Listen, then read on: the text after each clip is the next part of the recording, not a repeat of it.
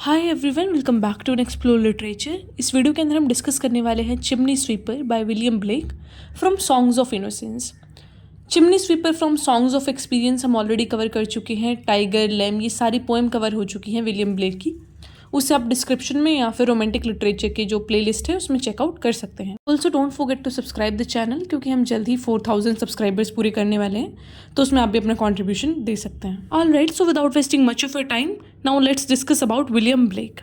तो William Blake एक बहुत ही विजनरी पोएट और पेंटर थे।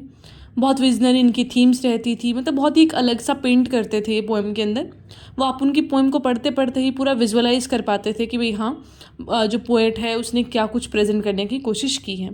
रोमांटिक एरा के एक बहुत ही इंपॉर्टेंट ये पोएट रहे हैं और सेल्फ टोट है, मतलब कि इन्होंने खुद से ही सारी चीज़ें सीखी हैं, जैसे कि पोएट्री, आर्ट। इनका कोई फॉर्मल एजुकेशन ऐसा नहीं रहा। इनका फिर लेगेसी की बात करें तो बहुत ही लॉन्ग लास्टिंग इम्पैक्ट है इनका लिटरेचर, आर्ट और म्यूज़िक के ऊपर। और पोएम्स और राइटिंग्स तो इन्होंने काउंटलेस लिखी हैं, एंड दैट टू बहुत ही अच्छे लेवल की। अब पूरी पोएम को लाइन बाय लाइन डिस्कस करते हैं। Chimney sweeper, songs of innocence.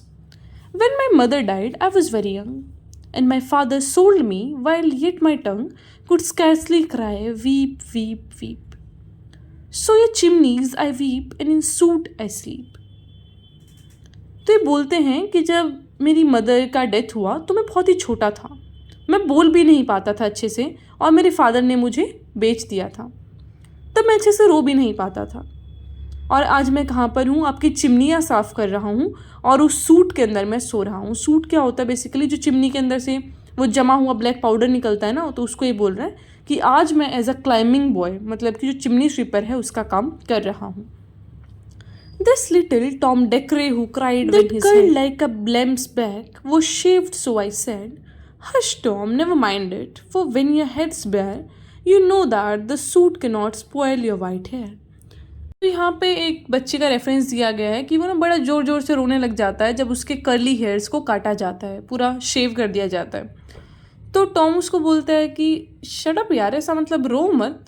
कितना कॉमन सेंसिकल ये चीज़ है कि अगर आप अपने सारे बाल कटवा लोगे तो जो ब्लैक पाउडर है, जो सूट है, वो आपके बालों को ख़राब नहीं करेगा। तो मतलब कि एक बच्चा दूसरे बच्चे को कंसोल कर रहा है और समझाने की कोशिश कर रहा है कि यार जो भी हो रहा है ना, दैट इज़ फेयर, हमारे ही फ़ायदे के लिए। तो यहाँ पे जो लिटिल टॉम डेकरे है, लिटिल का यहाँ पे रेफरेंस दिया गया है यूथफुलनेस और पावरलेसनेस से, और लैम यहाँ पे शो करता है इनोसेंस को। ठीक है, तो यहाँ पे बहुत सारे बच्चे हैं, अब ऐसा तो है नहीं कि एक ही बच्चा है, तो ये सारे बच्चे एक दूसरे को कंसोल कर रहे हैं। And so he was quiet, and that very night as Tom was asleeping, he had such a sight. The thousands of sweepers, Dick, Joy, Ned and Jack, were all of them locked up in the coffins of black.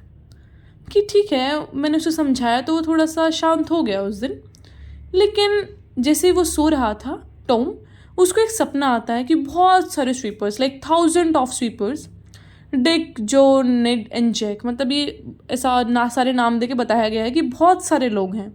कुछों के नाम मैं बता रहा हूँ यहाँ पे, लेकिन there are several others जिनका नाम कभी आगे आ भी नहीं पाता है।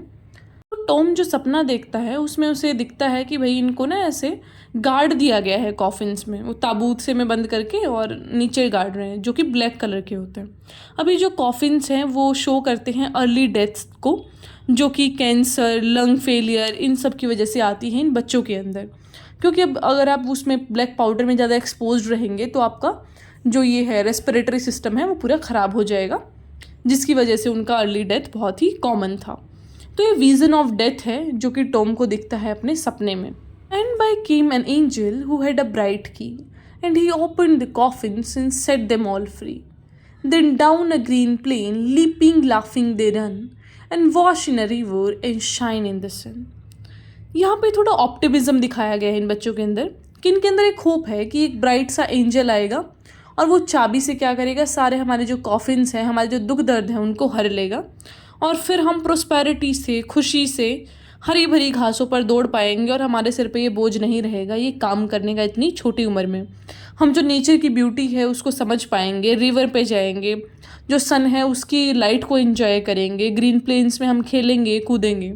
तो यहाँ पे थोड़ा सा ऑप्टिमिज्म का हमें साइन मिलता है। Then naked and white, all their bags left behind, they rise upon the clouds and spot in the wind, and the angel told Tom if he'd be a good boy, he'd have good for his father and never want joy. तो यहाँ पे वो बोलते हैं कि वो जो angel है वो हमारे पास आएगी और हमारे जो बैग्स हैं ना उनको हमारा जो ये बोझ है इसको पीछे छुड़वा देगी और फिर हम क्लाउड्स में जाएंगे, विंड में खेलेंगे, मतलब कि हम सारा जो ब्यूटी है उसको एक्सप्लोर कर पाएंगे। और फिर वो एंजल है वो बोलती है टॉम को कि तुम अच्छे बच्चे बन जाओगे अगर तुम मेरी बात मानते हो तो, और भगवान तुम्हें एज अ फादर है जो अपनाएंगे और फिर तुम्हारे पास कोई दुख नहीं रहेगा और तुम्हें किसी भी ऐसा खुशी की ज़रूरत नहीं पड़ेगी because you'll have God as your father. And so Tom awoke and we rose in the dark and got with our bags and brushes to work. Though the morning was cold, Tom was happy and warm. So if all do their duty, they need not fear harm. तो यहाँ पे क्या होता है कि जो Tom है वो ऐसा जाग जाता है तो उसका सपना टूट जाता है। तो ये बोल रहा है we rose in the dark कि एक जो मेरे सपने में इतना ब्राइट सा इन्वायरमेंट मुझे दिखा था अब वो नहीं है, जब मैं जागा हूँ तो हर तरफ डार्कनेस है। And got with the bags and brushes to work. अब हम अपना बैग उठाना पड़ेगा, ब्रशेज उठाने पड़ेंगे, काम करने के लिए जाना पड़ेगा। मॉर्निंग बहुत ठंडी है लेकिन मैं आज बहुत वार्म और हैप्पी फील कर रहा हूँ क्योंकि मैं अपनी ड्यूटी करने जा रहा हूँ and we have to go there without any fear. तो यहाँ पे इस बच्चे की इनोसेंस दिखाई गई है कि इतने दुखों के बाद भी वो बच्चा भगवान पे कितना विश्वास करता है कि एक न एक दिन तो ये बुराई हटेगी और मुझे मेरे चाइल्डहुड के जो राइट्स हैं वो मिलेंगे और हम प्रॉस्पेरिटी से ऐसा जिएंगे। तो अभी भी उसने जो प्रेयर करना है वो नहीं छोड़ा है, अभी भी वो भगवान में फेथ रखता है। तो अगर पर्सनल लाइफ से रिलेट किया जाए ब्लेक की, तो जो ब्लेक का चाइल्डहुड है वो भी कुछ ज़्यादा अच्छा नहीं रहा है, इसलिए उनका जो स्पिरिचुअल स्टेट है वो अटेन करते हैं एडल्टहुड में। तो उनका भी भगवान पे बहुत भरोसा होता है, तो वही चीज़ उन्होंने अपने पोएम में प्रेजेंट की है। यहाँ आपकी पोएम ख़त्म होती है, अब थोड़े सिम्बल्स देख लेते हैं। सबसे पहला सिंबल है द वाइटनेस ऑफ स्नो। तो स्नो यहाँ पे नेचर का सिंबल है जो कि नेचुरलनेस को दिखा रहा है, और क्योंकि जो स्नो है वो किसका सिंबल है, एक नेचुरलनेस का। लेकिन जो चिमनी स्वीपर्स की लाइफ चल रही है वो बहुत ही अननेचुरल लाइफ है। Second symbol is black thing. तो ब्लैक है जो सिंबलाइज करता है, पहली बात तो सूट को रेफर कर रहा है वो, लेकिन सिंबलाइज करता है डेथ को, कि एक तरफ स्नो है that is life and this black soot is the death. कुछ और सिंबल्स हैं, black coffin, soot of the chimney, skin of chimney sweeper, covered in ash. तो ये सारे जो सिंबल्स हैं वो दिखाते हैं लॉस ऑफ इनोसेंस को, मतलब कि इन बच्चों का जो चाइल्डहुड है वो बर्बाद हो रहा है। फिर आते हैं थीम्स। सबसे पहला है इनविटेबल लॉस ऑफ इनोसेंस, कि ये जो बच्चे हैं वो अपना इनोसेंस खोते जा रहे हैं, इनको इतनी छोटी सी उम्र में काम करना पड़ रहा है और वो जो सोशल इवल्स हैं उनके चपेट में आ रहे हैं। देन इज सोसाइटल अब्यूज़, कि सोसाइटी कितनी रूड होती जा रही है, वो कितने छोटे छोटे बच्चों का अब्यूज़ कर रही है, उनका कितना शोषण हो रहा है।